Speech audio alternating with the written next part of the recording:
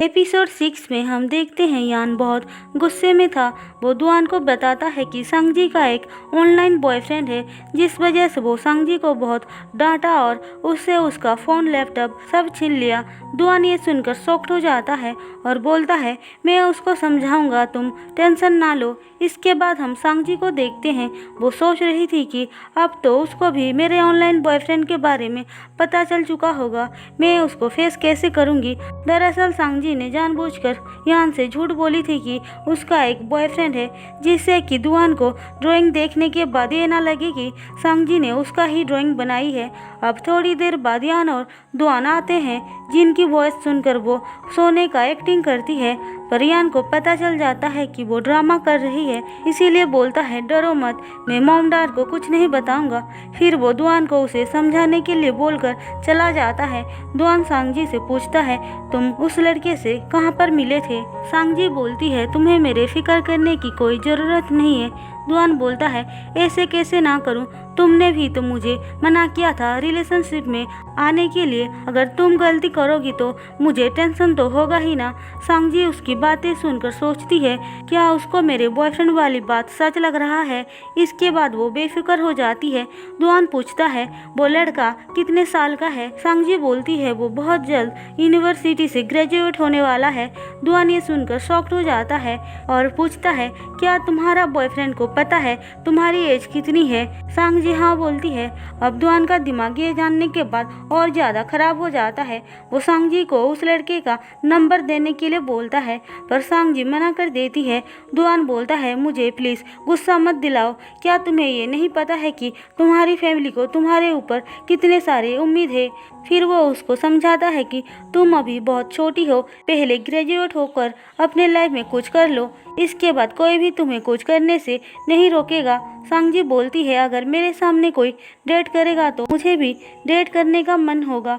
दुआन समझ जाता है कि वो उसके बारे में बोल रही है और कहता है, तुम डेट नहीं कर सकती हो, इसका मतलब ये नहीं है कि तुम दूसरों को भी डेट करने से रोकोगी। वैसे तुमने बताया कि वो लड़का मेरे होम टाउन का है, अगर तुम उसको वहाँ ढूंढने के लिए गई तो अच्छा नहीं होगा, क्योंकि तुम अभी बहुत छोटी हो, इन सब चीज़ों से तुमको दूर रहना चाहिए।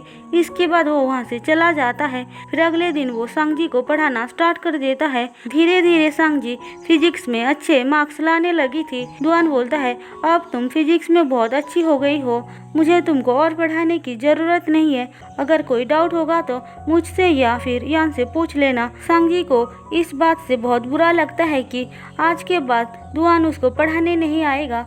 अब न्यू ईयर के लिए सांगजी की फैमिली डेकोरेट कर रहे थे, जिसमें दुआन भी उनकी हेल्प करता है।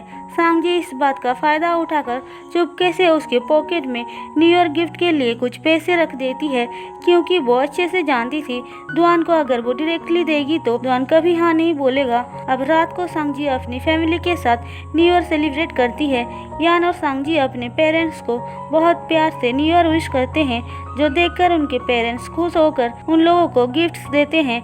यान देखता है उसको बहुत कम पैसे मिले हैं, इसीलिए कंप्लेन करता है। उसके डैड बोलते हैं, तुम ग्रेजुएट होने वाले हो, तुम लकी हो जो मैंने तुमको कम से कम गिफ्ट तो दिया। सांगजी तो अभी बहुत छोटी है।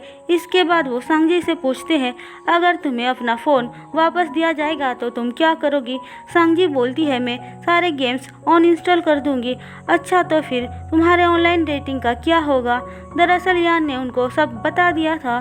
सांगजी भी ड्रामा करते हुए बोलती है, वो तो मैंने कब का डिलीट कर दिया है। उसकी मम पूछती है, उसका फ़ोन नंबर का क्या? सांगजी बताती है, मेरे पास उसका नंबर नहीं है, ऑनलाइन डेटिंग पे हम फ़ोन नंबर यूज़ नहीं करते हैं, अगर आपको यकीन नहीं है तो मेरा फ़ोन चेक कर सकते हैं। उसके पेरेंट्स फ़ोन चेक करने के बाद उसको वापस कर देते हैं, लेकिन तभी उसके पास दुआन का मैसेज आता है और उसके पेरेंट्स उस पर फिर से डाउट करने लगते हैं। सांगजी ये देखकर बोलती है, दुआन का मैसेज है। यान भी हाँ बोलता है, जिससे कि उसके मॉम डैड रिलैक्स हो जाते हैं। इसके बाद हम दुआन को देखते हैं। उसके पास एक लेडी का कॉल आता है। वो दुआन से कहती है, तुम्हारे डैड का लॉन्ग इन्फेक्शन हुआ है, जल्दी से तुम उनकी ट्रीटमेंट करवाओ।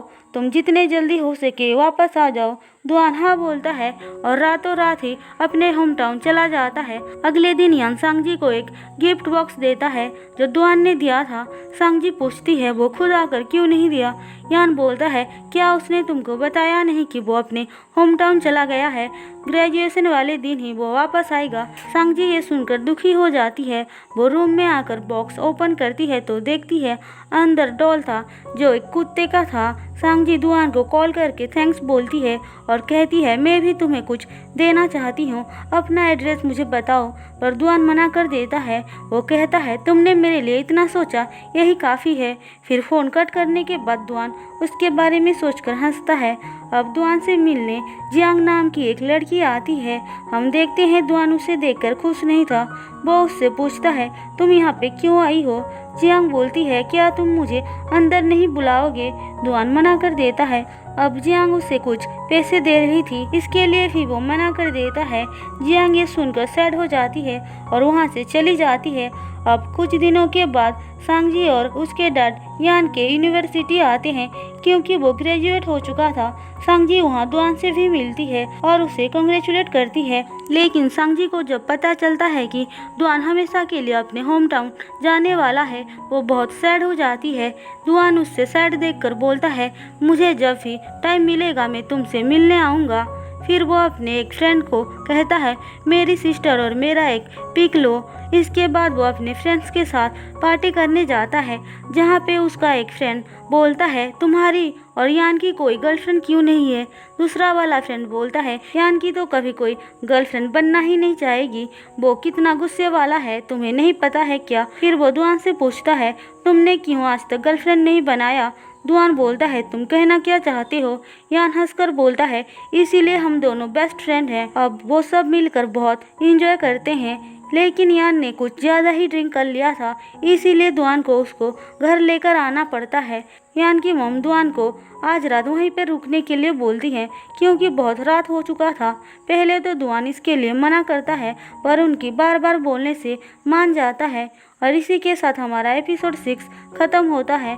दोस्तों अगर आपको मेरी एक्सप्लेनेशन पसंद आई हो तो चैनल को सब्सक्राइब और वीडियो को लाइक ज़रूर कर देना।